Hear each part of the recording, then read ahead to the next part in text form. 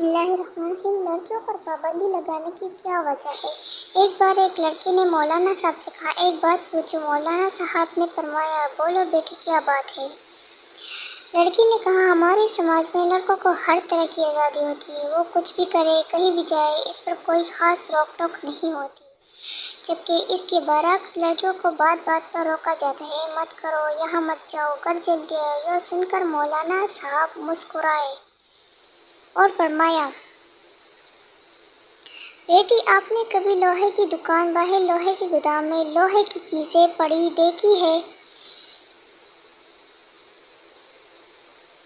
یہ گودام میں سردی، گرمی، برسات، رات دن اس طرح پڑی رہتی ہے، اس کے باوجود ان کا کچھ نہیں بگڑتا اور ان کی قیمت پر بھی کوئی اثر نہیں پڑتا۔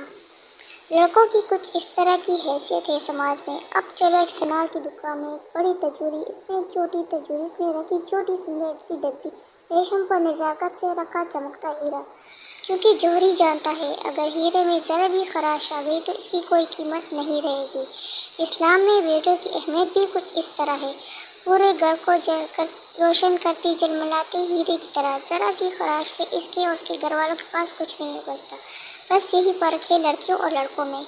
پورے مجلس میں خاموشی چھا گئی۔ اس بیٹی کے ساتھ پورے مجلس کی آنکھوں میں چھائی نمی صاف صاف بتا رہی تھی، آخر میں آپ سے التجا ہے کہ یہ پیغام اپنی بیٹیوں اور بہنوں کو ضرور سنائیں، دکھائیں اور پڑھائیں۔ دوستو، چلتے چلتے ہمیشہ کی طرح وہ ایک آخری بات عرض کرتی چلوں کہ اگر کبھی کوئی واقعہ، کہانی یا تحریر وغیرہ اچھی لگے کرے تو